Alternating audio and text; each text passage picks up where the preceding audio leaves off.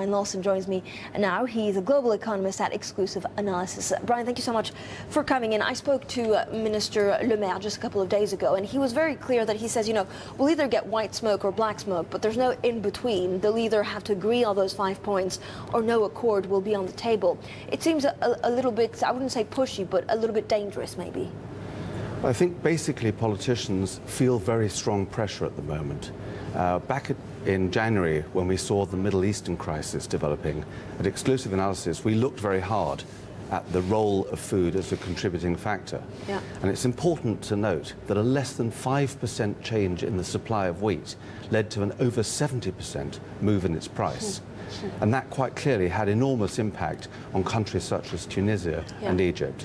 But when you say that politicians are looking at this very closely, is that they feel they have been charged with making this better? Because it is a real problem, which we don't talk about it every day, but 10, 15 years down the line, we really risk a lot of hunger out there.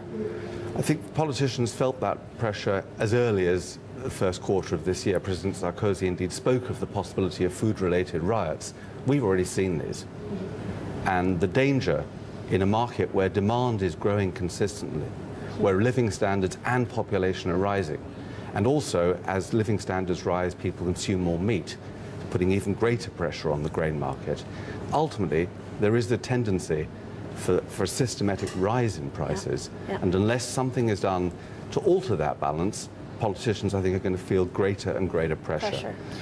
So they're looking for ways to calm markets and to feed the growing population. But Brian, I was looking at, you know, the 5 points that the French presidency has put forward. 2 seem pretty sticky, especially the fact that they want to regulate commodity traders, because you had a lot of countries, including Australia, which are going to be against this because we don't really have a correlation, or do we, between food speculation and actually what it's doing to the price of wheat and other staples like corn? Well, there have been a lot of different studies made as to the possible role of speculation in exacerbating food price movement.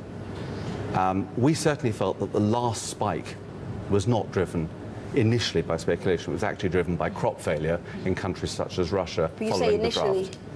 However, and I used the word initially because we did see a doubling of open futures contract interest, for example, in Chicago wheat. And through what are quite natural investment processes, we could argue that there is an element of overshoot taking place within markets.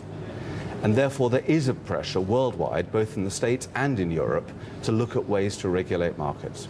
Brian, thank you. And of course that's going to put much more pressure on these farm ministers to come up with an agreement in the next couple of days. Brian Lawson there.